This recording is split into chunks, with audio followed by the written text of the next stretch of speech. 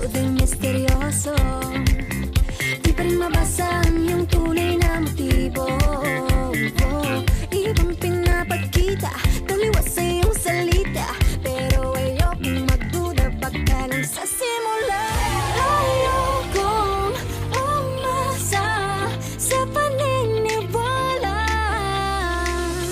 May pag-asa nga ba na baka